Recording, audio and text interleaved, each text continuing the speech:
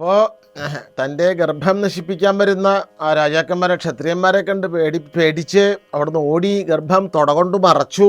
എന്നിട്ടും അവർ ഇങ്ങനെ ആക്രമിക്കാൻ വരാമെന്ന് കണ്ടപ്പോൾ ഈ ഗർഭത്തിലുള്ള ശിശു തുട കീറി പുലർത്തു വന്നു. അവൻ്റെ തേജസ് കൊണ്ട് ആക്രമിക്കാൻ വന്ന ആളുകൾക്കൊക്കെ അവരുടെ കാഴ്ചശക്തി നഷ്ടപ്പെട്ടു. അയ്യോ, കാഴ്ചശക്തി നഷ്ടപ്പെട്ടപ്പോൾ അങ്ങനെ തപ്പിത്തിടഞ്ഞ് എല്ലാവരും കൂടി ഊര് പിളർന്നുണ്ടായ സന്താനത്തിൻ്റെ അമ്മയുടെ അടുത്ത് ചെന്നു. ആ ഊര് പിളർന്നതുകൊണ്ടാണ് അദ്ദേഹത്തിന് ഔർവൻ എന്ന് പേര് വന്നത്. അതവിടെ നിൽക്കട്ടെ.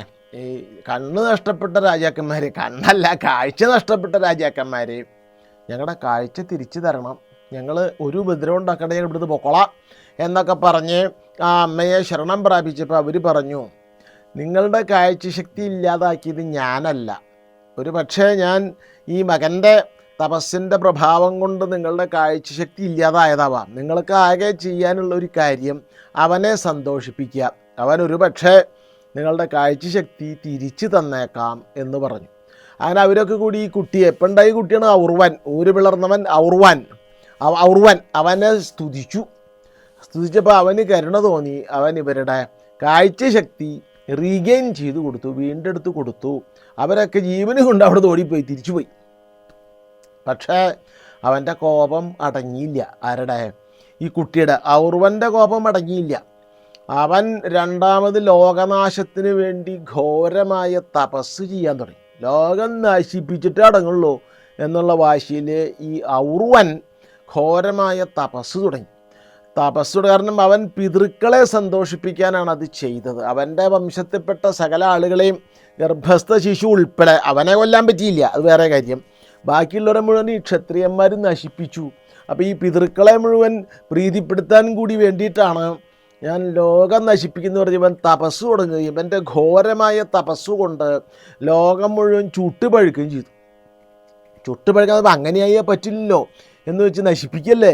ഇവൻ്റെ പിതൃക്കൾ, ഈ മഹർഷിയുടെ ഔർവൻ എന്ന് പറയുന്ന ആ തപോധനൻ്റെ പിതൃക്കൾ അദ്ദേഹത്തിൻ്റെ അടുത്തിട്ട് വന്ന് പറഞ്ഞു, നീ എന്തിനുള്ള പുറപ്പെടാ? തപസ്സുകൊണ്ട് ഒരിക്കലും ലോകം മുടിക്കരുത്. അതെ, ഞങ്ങൾ മരിച്ചു പോയത് ഞങ്ങൾക്ക് ജീവിതം മതിയായിട്ടാണ്. ഞങ്ങളെ ധനം കൊടുക്കാത്തത് കൊണ്ടാണല്ലോ, ഭൃഗുവംശത്തിൽപ്പെട്ട ഞങ്ങൾ ധനം കൊടുക്കാത്തത് കൊണ്ടാണ് ക്ഷത്രിയന്മാർ ഞങ്ങളെ ആക്രമിച്ചത്. ഞങ്ങൾക്കത് തടുക്കാൻ അറിയാഞ്ഞിട്ടല്ല, ഞങ്ങൾക്ക് മരിക്കാനുള്ള, ആർക്കും ഞങ്ങളെ കൊല്ലാൻ പറ്റില്ല. അപ്പം ഞങ്ങൾ മരിക്കാൻ വേണ്ടി മനഃപൂർവ്വം ഞങ്ങളുടെ വീടിൻ്റെ മുറ്റത്ത് ധനം കുഴിച്ചിടുകയും അത് കണ്ടെത്തിയ ക്ഷത്രിയന്മാർ ഞങ്ങളുടെ വീട്ടിൽ ധനമുണ്ട് എന്ന ധാരണയിൽ ഞങ്ങളെ ആക്രമിച്ച് കൊല്ലുകയും ചെയ്തത് അത് ഞങ്ങൾ തന്നെ ഉണ്ടാക്കിയതാണ്. അതിന് അവർ മാത്രമല്ല ഉത്തരവാദി. അതുകൊണ്ട് നീയെ മനസ്സിലാക്കേണ്ട ഒരു കാര്യം, ഞങ്ങൾ തന്നെ മരിക്കാൻ വേണ്ടി കണ്ടെത്തിയൊരു വഴിയാണ്, അല്ലെങ്കിൽ ഞങ്ങൾക്ക് മരിക്കാൻ വഴിയില്ല.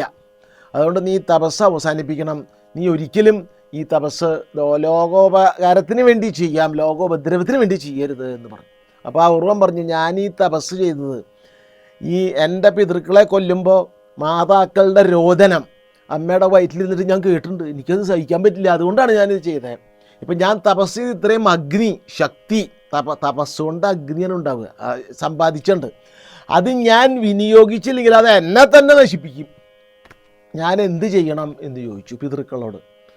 പിതൃക്കൾ പറഞ്ഞു, നിൻ്റെ ഇപ്പോഴത്തെ പ്രവൃത്തി ഉണ്ടല്ലോ അത് ഞങ്ങൾക്ക് ഇഷ്ടമായിട്ടില്ല, ഞങ്ങൾക്ക് ഇഷ്ടമുള്ള കാര്യമല്ല അത് ലോകം നശിപ്പിക്കുക എന്നുള്ളത്, അത് ചെയ്യേണ്ട ആവശ്യമില്ല. നീ ഒരു കാര്യം ചെയ്യും, നിൻ്റെ തപസ്സുകൊണ്ടുണ്ടായ അഗ്നി നീ സമുദ്രത്തിൽ നിക്ഷേപിക്കുക, സമുദ്രത്തിൽ വെള്ളമാണല്ലോ, അവിടെ നിക്ഷേപിച്ചോളാൻ പറഞ്ഞപ്പോൾ ആ ഉർവൻ എന്നിട്ട് പിതൃക്കൾ പോയി. ഈ പിതൃക്കളുടെ നിർദ്ദേശപ്രകാരം തൻ്റെ ഉഗ്ര തപസ്സുകൊണ്ടുണ്ടായ അഗ്നി സമുദ്രത്തിൽ കൊണ്ട് നിക്ഷേപിച്ചു. അതിനെയാണ് ആ ഉർവാഗ്നി, അതിന് കുതിരയുടെ മുഖാത്ര ആ അഗ്നിക്ക്, അതുകൊണ്ട് അതിന് ബടവാഗ്നി എന്നൊരു പേര് വന്നു. ഈ ബടവാഗ്നി സമുദ്രത്തിലുള്ളത് കൊണ്ടാണ് അത്ര സമുദ്രത്തിൽ ചെന്ന് ചേരുന്ന നദികളുടെ വെള്ളം മുഴുവൻ ഈ ബടവാഗ്നി കുടിച്ചു വറ്റിക്കുക. അതുകൊണ്ട് സമുദ്രത്തിൽ വെള്ളപ്പൊക്കം ഉണ്ടാവില്ല. കടലിൽ വെള്ളപ്പൊക്കം ഉണ്ടാവുമോ? നദിയിൽ വെള്ളപ്പൊക്കം ഉണ്ടാവും, വേലിയിറക്കം ഉണ്ടാവുന്നില്ലേ? ഇല്ല. അപ്പോൾ ഈ സമുദ്രത്തിൽ ചെല്ലുന്ന ജലം മുഴുവൻ ഈ ഔർവൻ്റെ തപസ്സുകൊണ്ടുണ്ടായ ബടവാഗ്നി കുടിച്ചു വറ്റിക്കുകയാണ്. ആ അഗ്നി ഇപ്പോഴും സമുദ്രത്തിലുണ്ട് എന്ന് മഹാഭാരതം പറയുന്നു. അതുകൊണ്ട് ഇപ്പം ഈ കഥ ആരോടെ എപ്പം എന്തിനു പറഞ്ഞു? ഈ കഥ വസിഷ്ഠൻ തൻ്റെ മകനായ ശക്തി, ആ ശക്തിയുടെ ഭാര്യ അദൃശ്യന്തി, ആ അദൃശ്യന്തിയിൽ തൻ്റെ മകൻ ശക്തിക്കുണ്ടായ പരാശരൻ എന്നോട് പറഞ്ഞതാണ്. കാരണം പരാശരൻ വസിഷ്ഠൻ തൻ്റെ അച്ഛനല്ല, തൻ്റെ അച്ഛനെ രക്ഷസ് പിടിച്ച് തിന്നു എന്ന് കേട്ടപ്പോൾ ലോകം നശിപ്പിക്കാൻ തപസ്സിന് പുറപ്പെടുക. അത് തടയാൻ വേണ്ടി ലോകം നശിപ്പിക്കാൻ തപസ്സിന് പുറപ്പെട്ട വേറൊരാളുടെ കഥ, ഉർവൻ്റെ കഥ ആര് പറഞ്ഞു? പരാശരനോട് വസിഷ്ഠൻ പറഞ്ഞതാണ്. അങ്ങനെ കഥയൊക്കെ കേട്ടാലും പരാശരൻ മുഴുവൻ അങ്ങോട്ട് വഴങ്ങി കൊടുത്തില്ല. അദ്ദേഹം ക്രോധം, എന്തെന്നില്ലാത്ത ക്രോധം പരാശരൻ ഉപസംഹരിച്ചു. പക്ഷെ അദ്ദേഹം ഒരു രാക്ഷസ സത്രം നടത്തി. കാരണം തൻ്റെ മകൻ അച്ഛൻ ശക്തിയെ പിടിച്ചു നിന്ന ഒരു രാക്ഷസനാണല്ലോ. അതുകൊണ്ട് രാക്ഷസന്മാരെ മുഴുവൻ ഹോമിക്കുക, തീയിൽ ഹോമിച്ച് കരിച്ച കളയാന്നുള്ള നിലയ്ക്ക് രാക്ഷസ സത്രം നടത്തി. അതിൽ കുറേ ആബാലവൃദ്ധം രാക്ഷസന്മാർ അതിൽ വീണ് മരിക്കാൻ തുടങ്ങി. ജനമേജയൻ്റെ സർപ്പസത്രത്തിൽ ആബാലവൃദ്ധം പാമ്പുകൾ വീണ് മരിക്കാൻ തുടങ്ങിയതുപോലെ ഈ പരാശരൻ്റെ രാക്ഷസ സത്രത്തിൽ അനേകം രാക്ഷസന്മാർ വീണ് മരിക്കാൻ തുടങ്ങി. അങ്ങനെയായ പറ്റില്ലല്ലോ. ഉന്മൂലനാശം നമ്മുടെ ഋഷിമാർ സമ്മതിക്കില്ല. അതെ, ഇതിഹാസങ്ങളിൽ ഒന്നും തന്നെ അങ്ങനെ ഉന്മൂലനാശം കാണാൻ പറ്റില്ല. ഉദാഹരണത്തിന് രാമായണം എടുത്താൽ ശ്രീരാമൻ രാവണനെയും കൊന്നു, അദ്ദേഹത്തിൻ്റെ കൂടെ കൂട്ടാളിയായി നിന്നിരുന്ന വല്ലാണ്ട് ഉപദ്രവമുള്ള രാക്ഷസന്മാരെയും കൊന്നു. പക്ഷേ എല്ലാ രാക്ഷസന്മാരെയും കൊന്നില്ല, ഉന്മൂലനം ചെയ്തില്ല. രാവണനെ കൊന്നിട്ട് ശ്രീരാമൻ, ഒരു പക്ഷേ അതിന് മുമ്പ് തന്നെ ശ്രീരാമൻ ചെയ്ത കാര്യം രാവണൻ്റെ അനുജൻ വിഭീഷണനെ രാക്ഷസന്മാരുടെ ചക്രവർത്തിയായിട്ട് അഭിഷേകം ചെയ്യണം. അപ്പോൾ രാവണൻ മരിച്ചാലും ഒരു രാക്ഷസന്മാരുണ്ട്, വംശത്തെ അങ്ങനെ മൊത്തം മുടിക്കാൻ പറ്റില്ല. അത് ഉന്മൂലം പ്രകൃതി സമ്മതിക്കില്ല. എല്ലാ സൃഷ്ടികൾക്കും അതിൻ്റെതായ ഉദ്ദേശമുണ്ട്, അതുകൊണ്ടായിരിക്കാം. അപ്പോൾ അങ്ങനെ ഈ പരാശരൻ്റെ രാക്ഷസ സത്രം രാക്ഷസകുലത്തെ മുടിക്കും, ഉന്മൂലനം ചെയ്യും എന്ന് സംശയിച്ചപ്പോൾ അവിടേക്കാ പോക്ക് എന്ന് ഇപ്പോൾ ചില ആളുകൾ, അതായത് വലിയ വലിയ ഋഷിമാർ, അത്രി, പുലസ്ത്യൻ, പുലഹൻ, ക്രതുമാൻ തുടങ്ങിയിട്ട് ചില ഋഷികൾ ഇതൊന്ന് നിർത്തണം, ഈ പരാശരൻ്റെ ഈ കൊള്ളരുതായ്മ നിർത്തണം എന്ന് പറഞ്ഞ് അവിടുന്ന് പുറപ്പെട്ട അവർ പരാശരൻ്റെ അടുത്ത് വന്നു. അതിൽ ഈ പുലസ്ത്യൻ എന്ന ഋഷി പരാശരനോട് പറഞ്ഞു, അങ്ങ് ഇത് ചെയ്യരുത്, രാക്ഷസന്മാരെ കൊല്ലരുത്. അങ്ങയുടെ അച്ഛൻ ശക്തിയെ രാക്ഷസന്മാർ കൊന്നു, അതിന് കുറേയൊക്കെ അയാളുടെ കൊള്ളരുതായ്മയും കാരണമാണ്. അതെ, അപ്പോൾ അതുകൊണ്ട് ഒരു കാര്യം ചെയ്യണം, ശക്തിയെ കൊന്നത് ശരി, അത് സമ്മതിച്ചു, രാക്ഷസൻ പിടിച്ചു കൊന്നു. ശക്തിയുടെ ശാപം കൊണ്ടാണല്ലോ രാക്ഷസൻ ഉണ്ടായത്. അതെ, അതായത് കൽമാഷബാധ എന്ന രാജാവും ശക്തിയും വഴിക്ക് വെച്ച് രണ്ടാളും ഏറ്റുമുട്ടുകയും വഴി മാറിക്കൊടുക്കാണ്ടിരിക്കുകയും ചെയ്തപ്പോൾ കൽമാഷബാധൻ ശക്തിയെ പ്രഹരിച്ചു, ചമ്മട്ടി കൊണ്ട് ശക്തി ശപിച്ചു, അങ്ങനെയാണ് രാക്ഷസൻ ഉണ്ടായത്. ആ രാക്ഷസൻ തന്നെയാണ് ആരെ പിടിച്ചു വിഴുങ്ങിയത്? ശക്തിയെ പിടിച്ചു വിഴുങ്ങിയത്. അപ്പോൾ കുറച്ചൊക്കെ തെറ്റ് അങ്ങയുടെ അച്ഛൻ്റെ ഉണ്ട്, അതുകൊണ്ട് അത് നിർത്തുക എന്ന്, ഈ പരിപാടി നിർത്താൻ പറഞ്ഞു.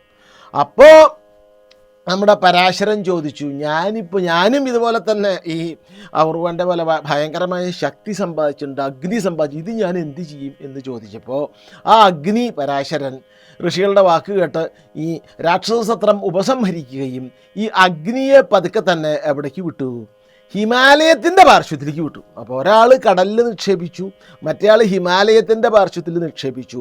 അങ്ങനെ തപസ്സുകൊണ്ടുണ്ടായി അഗ്നിയെ പരാശരൻ ഹിമാലയത്തിൻ്റെ പാർശ്വത്തിൽ നിക്ഷേപിച്ച് ലോകോപദ്രവകരം എന്ന് മുഴുവൻ പറയാൻ പറ്റില്ലെങ്കിലും രാക്ഷസോപദ്രവകരം ആയ ആ യജ്ഞത്തിൽ നിന്ന് അത്രി, പുലസ്ത്യൻ, പുലഹൻ, ക്രതുമാൻ മുതലായ ആളുകളുടെ ഉപദേശപ്രകാരം, ഋഷിമാരുടെ ഉപദേശപ്രകാരം പരാശരൻ പതുക്കെ പിന്തിരിയുകയും ചെയ്തു.